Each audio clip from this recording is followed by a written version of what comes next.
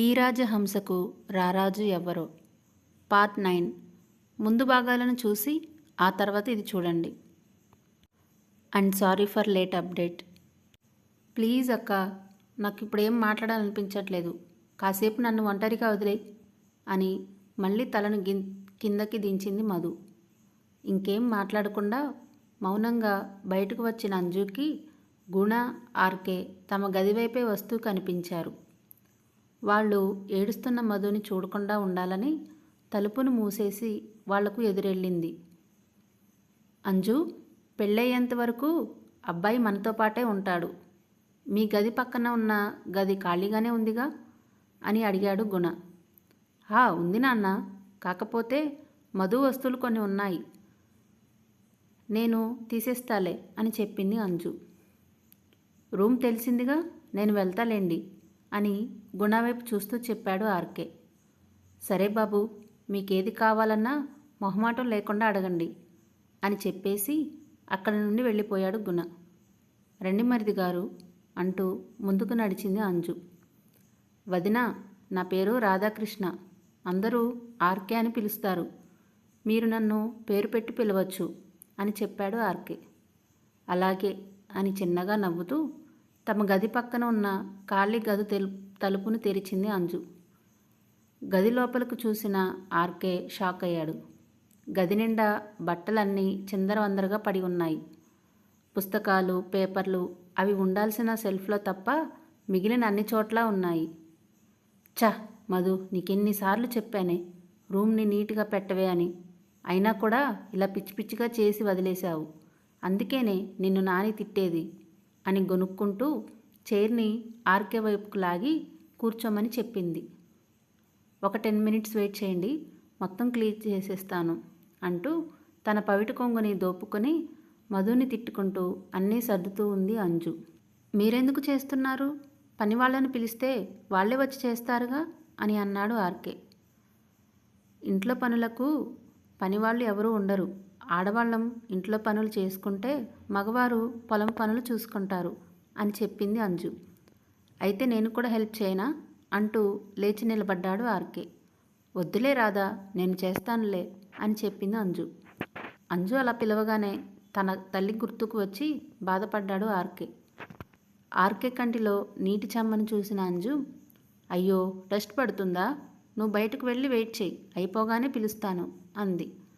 Thanks వదిన అంటూ బాధ సంతోషం కలగలిసిన గొంతుతో అన్నాడు ఆర్కే. ఎందుకు అంటూ ఆశ్చర్యంగా చూసింది అంజు. అమ్మ కూడా రాధా అనే పిలిచేది, ఇన్ఫ్యాక్ట్ అమ్మ మాత్రమే అలా పిలిచేది, ఇప్పుడు నువ్వు అలా పిలిచి అమ్మని గుర్తు చేశావు అంటూ ఎమోషనల్ అయ్యాడు ఆర్కే. ఆర్కే చెంపని నిమురుతూ, వదిన అంటే అమ్మతో సమానం అంటారు, మీ అమ్మంత ప్రేమించలేనేమో కానీ అమ్మలా మాత్రం చూసుకోగలను అని చెప్పింది అంజు. మరి వదినమ్మకు నేను హెల్ప్ చేయొచ్చు కదా అని అడిగాడు ఆర్కే. అంజు నవ్వుతూ సరే అంది. ఇద్దరూ కలిసి కబుర్లు చెప్పుకుంటూ అన్నీ సర్దేశారు. బుక్స్ అన్నీ సెల్ఫ్లో పెడుతూ తనకు దొరికిన మధు డైరీని మాత్రం తన కోట్ లోపల దాచేశాడు ఆర్కే. నేను వెళ్ళి కాఫీ తీసుకొస్తాను, ఈలోగా నువ్వు ఫ్రెష్ అయ్యిరా అని చెప్పి వెళ్ళిపోయింది అంజు. అంజు బయటకు వెళ్ళిన వెంటనే డోర్ లాక్ చేసి డైరీని బయటకు తీశాడు. బుక్ తెరవగానే మొదటి పేజీలో నేను నా పిచ్చి రాతలు, నా రాతలు నా ఇష్టం ఇలా ఉన్న కొన్ని కొటేషన్స్ని చూసి తిక్క బాగానే ఉంది అనుకుని డైరీని చదవడం మొదలుపెట్టాడు. ఈరోజు ఇంట్లో అబద్ధం చెప్పి ఫ్రెండ్స్తో అరకు టూర్కి వచ్చాను అని ఉంది. అది చదవగానే డైరీ అట్టను చూసి ఇది లాస్ట్ ఇయర్ డైరీనా అని అనుకుని మళ్ళీ ఎక్కడైతే ఆపాడో అక్కడ నుండి చదవడం మొదలుపెట్టాడు. బావ హెల్ప్ లేకపోతే అసలు ఈ టూర్కి వచ్చేదాన్నే కాదు అని చదువుతూ, బావా బావా బావా, నువ్వు మాట్లాడే 10 మాటల్లో 6 మాటలు మీ బావ గురించే ఉంటుంది, డైరీలో కూడా వాడేనా అని అసహనంగా ఫీల్ అవుతూ చదవడం కొనసాగించాడు. డే అంతా బాగా ఎంజాయ్ చేసిన మాకు నైటు పెద్ద షాకే తగిలింది అని ఉన్న ఆఖరి లైన్స్ని చదివి ఏం జరిగిందో తెలుసుకోవాలని ఆతృతగా తర్వాతి పేజీని తిప్పబోయాడు.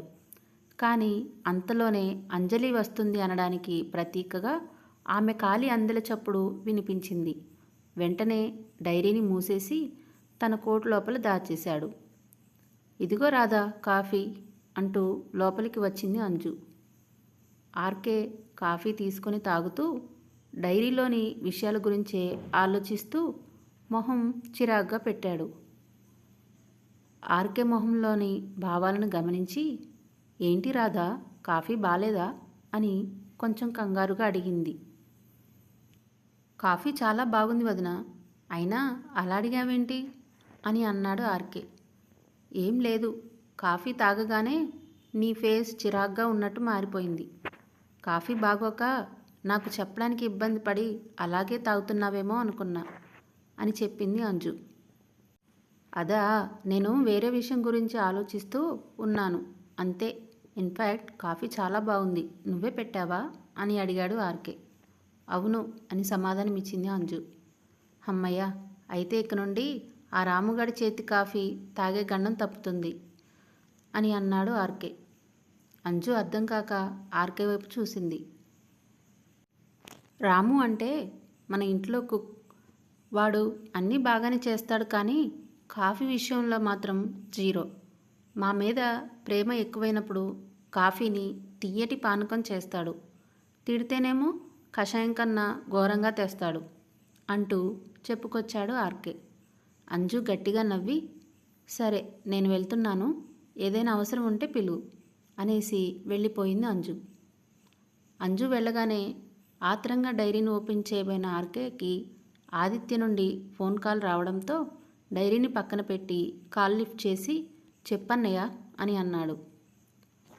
ఏంటి చెప్పేది, నిన్నటి నుండి ఏమైపోయావు? నైట్ ఎన్నిసార్లు కాల్ చేసినా కలవలేదు, చారికి చేస్తే తెలియదు అన్నాడు. అసలు కాలేజ్ ఫంక్షన్ కానీ వెళ్ళిన వాడివి ఎటు వెళ్ళిపోయావు, ఏం మాట్లాడవేంటి అంటూ అడుగుతున్న ఆదిత్య మాటలకు అడ్డొస్తూ, నువ్వు చెప్పే గ్యాప్ ఇస్తే చెప్తాను అని అన్నాడు ఆర్కే. సరే చెప్పు అన్నాడు ఆది. నేను వదిన వాళ్ళింటికి వచ్చాను అని చెప్పాడు ఆర్కే. వాట్, నువ్వు అక్కడికి వెళ్ళావా, అది కూడా మేము ఎవరూ లేకుండా అంటూ ఆశ్చర్యంతో అరిచాడు ఆది. నేను వచ్చిన కాలేజ్ వదిన వాళ్ళ ఊరి పక్కనే. రేపు వదినని పెళ్లి కూతుర్ని చేసేటప్పుడు మన ఇంటి నుండి చీర పంపడానికి ఎవరో ఒకరు రావాలి కదా. నేను ఎలాగూ ఇక్కడే ఉన్నాను అని పొద్దున్నే డాడ్ ఫోన్ చేసి చెప్పారు నన్ను వెళ్ళమని, అందుకే వచ్చేసా అని చెప్పాడు ఆర్కే. హో, తమరు ఇలాంటి విషయాలు ఎప్పటి నుండి పట్టించుకుంటున్నారు? నా తమ్ముడు పని రాక్షసుడుగానే నాకు తెలుసు కదా అంటూ వెటకారంగా మాట్లాడాడు ఆది. నీకు ఇంకో విషయం చెప్పాలి, పెళ్ళి వరకు నేను ఇక్కడే ఉంటున్నాను. సో ఆఫీస్లో మీటింగ్స్ అన్నీ నువ్వే చూసుకో. నీకు వర్క్లోడ్ ఎక్కువైతే మీటింగ్స్ అన్నీ క్యాన్సిల్ చేయి, నేను వచ్చాక చూసుకుంటాను అని చెప్పాడు ఆర్కే. ఆర్కే, నువ్వు బాగానే ఉన్నావు కదా, అక్కడి వాటర్ తాగి ఏమైనా తేడా చేసిందా అని అడిగాడు ఆది. అన్నయ్య, నేనేం చెప్తున్నాను, నువ్వేం మాట్లాడుతున్నావు అని అడిగాడు ఆర్కే. మరేంట్రా, వీకెండ్స్లోనే నువ్వు ఆఫీస్ని వదిలిపెట్టవు, అలాంటిది ఇప్పుడు ఏకంగా వారం రోజులు ఆఫీస్కి రాను అంటున్నావా? నాకేదో తేడా కొడుతుంది అని అన్నాడు ఆది. మరీ అంత ఆలోచించక్కర్లేదు, నాకు ఈ నేచర్ బాగా నచ్చింది. పెళ్ళికి మళ్ళీ ఇక్కడికి రావాలి కదా, అందుకే ఇక్కడే ఉండిపోయా. యాక్చువల్గా నేను బయట ఎక్కడైనా ఉందాం అనుకున్నా, కానీ వదిన ఫ్యామిలీ నన్ను వెళ్ళనివ్వలేదు అని చెప్పాడు ఆర్కే. ఆర్కే మాటలు విన్న ఆదికి అంజు ఫ్యామిలీపై గౌరవం పెరిగింది. సరే, తమరికి అసలే మొహమాటం ఎక్కువ, నీకు తోడుగా గిరిని కూడా అక్కడే ఉంచుకో, నీకు ఏదైనా కావాలంటే తను చూసుకుంటాడు అని చెప్పాడు ఆది. మొహమాటం గురించి నువ్వు నాకు చెప్పడం అంత బాలేదన్నయ్య, అయినా ఇక్కడ నన్ను వదిన చాలా బాగా చూసుకుంటుంది. నా పేరు చెప్పి మీకు నచ్చినట్టుగా పిలవమంటే వదిన ఏమని పిలిచిందో తెలుసా అని అన్నాడు. ఆర్కే మాటలకు అడ్డొస్తూ, ఏమని పిలిచింది అని ఆతృతగా అడిగాడు ఆది. రాధా అని పిలిచింది అని చెప్పాడు ఆర్కే. అని మౌనంగా ఉన్నాడు ఆది.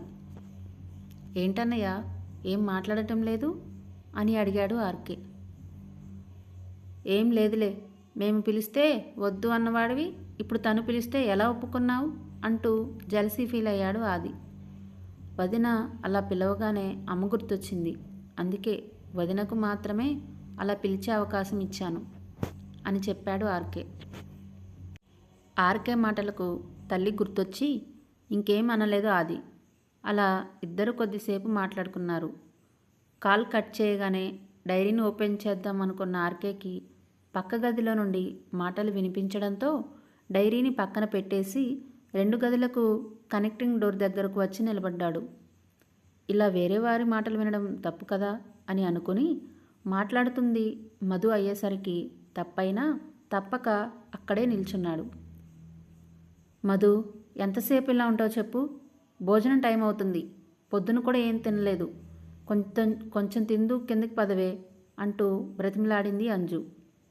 నాకు ఆకలిగా లేదక్క అంటూ ఏటో చూస్తూ అంది మధు. ఏడ్చి ఏడ్చి కళ్ళు ఎర్రగా అయిపోయాయి.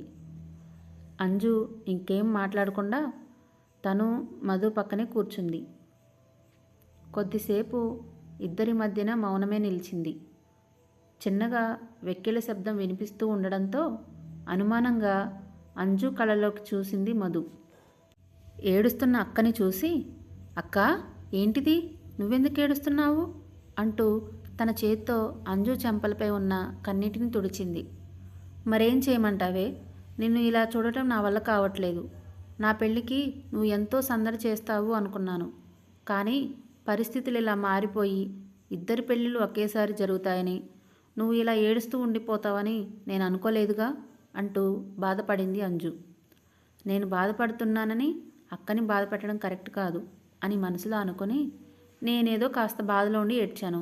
కాసేపు అయితే మళ్ళీ మామూలు అయిపోయేదాన్ని, అంతలోనే ఇలా ఏడ్చేయాలా?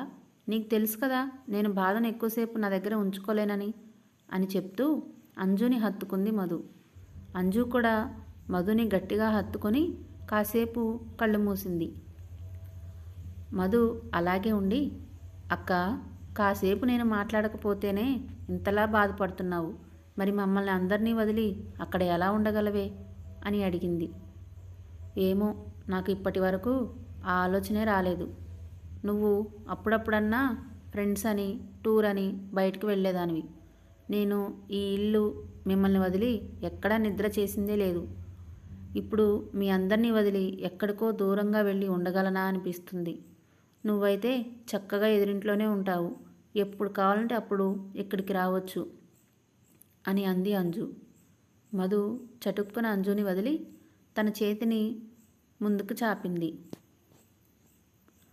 అంజు అయోమయంగా మధుని చూస్తూ ఏమైందే అని అడిగింది. పెళ్ళిలో ఏం జరిగినా నాకు సపోర్టుగా ఉంటానని నాకు మాట ఇస్తావా అని అడిగింది మధు. ఎందుకు ఇలా మాట్లాడుతున్నావు, నిజం చెప్పు, ఈ పెళ్ళి ఆపడానికి నువ్వేం పిచ్చి పని చేయట్లేదుగా అంటూ మధు కళ్ళలోకి అనుమానంగా చూసింది అంజు. నేను నీకు ఇంతకుముందే మాటిచ్చాను, నేను ఈ పెళ్ళి ఆపడానికి అస్సలు ట్రై చేయను అని. కానీ ఒకవేళ పెళ్ళి ఆగే పరిస్థితి వస్తే మాత్రం ఖచ్చితంగా నువ్వు నాకే సపోర్ట్ చేయాలి అని అడిగింది మధు. సరే, నేను కూడా నీకు మాట ఇస్తున్నాను, నువ్వు అనుకున్నట్టు నీ రాజకుమారుడు నీ కోసం వస్తే ఖచ్చితంగా మీకు నేను హెల్ప్ చేస్తాను అంటూ మధు చేతిలో చెయ్యి వేసింది అంజు. థ్యాంక్స్ అక్క, ఇప్పుడు నాకు చాలా ఆకలిగా ఉంది, పద తిందాం అంటూ లేచింది మధు. అంజుకి కలిగిన అనుమానం తీరకపోయినా మధు సంతోషం కోసం ఇంకేం అడగలేదు అంజు. వీళ్ళిద్దరి మాటల్లోనూ విన్న ఆర్కే, నీ పెళ్ళి ఎలా ఆపాలో నేను చూసుకుంటానుగా అని మనసులో అనుకున్నాడు. అంజు మధు మెట్లు దిగుతూ ఉండగా, అయ్యో రాధని భోజనానికి పిలవడం మర్చిపోయాను, నువ్వు పద, నేను రాధని తీసుకొని వస్తాను అంటూ వెనక్కి వెళ్ళబోతున్న అంజు చేయి పట్టుకొని ఆపింది మధు. రాధ ఎవరు, ఎక్కడ ఉంది అని అడిగింది మధు. రాధ అంటే అమ్మాయి కదే, అబ్బాయి, మీ బావగారి తమ్ముడు, పేరు రాధాకృష్ణ, అందుకే నేను రాధా అని పిలుస్తున్నా. ఉదయం వచ్చాడు, నువ్వు చూసావు కదా అని చెప్పింది అంజు. నేను ఎవరిని చూడలేదులే కానీ ఈ పేరు ఎక్కడో విన్నట్టుంది అని చెప్పింది మధు. పొద్దున ఎవరైనా పిలిచినప్పుడు విని ఉంటావులే, నువ్వు వెళ్ళు, నేను తనని తీసుకొని వస్తాను అంటూ వెళ్ళింది అంజు. మధు ఇంకా ఆర్కే పేరు గురించే ఆలోచించుకుంటూ మెట్లు దిగుతూ ఉంది. అంజు ఆర్కేని తీసుకొని వచ్చే వరకు మధు ఇంకా మెల్లిగా మెట్లు దిగుతూనే ఉంది. అలా పరధ్యానంలో నడుస్తూ ఉన్న మధు కాళ్లకు తన చీర కుర్చీళ్ళు అడ్డుగా వచ్చి కింద పడబోయింది. కానీ అంతలోనే పరుగున వచ్చి చుట్టేశాయి 2 చేతులు. మధు భయంతో కళ్ళను మూసేసింది. తను ఇంకా గాల్లోని తేలుతూ ఉండడంతో భయంగానే కళ్ళు తెరిచి చూసింది మధు. ఆర్కే తన వైపు చూస్తూ ఉన్నాడు. తన కళ్ళు మధుపై ప్రేమను కురిపిస్తున్నాయి. ఆ కళ్ళను అలాగే చూస్తూ ఉండిపోయింది మధు. అప్పుడే అక్కడికి వచ్చి వాళ్లను అలా చూసిన వంశీ పిడికిలి బిగిసింది.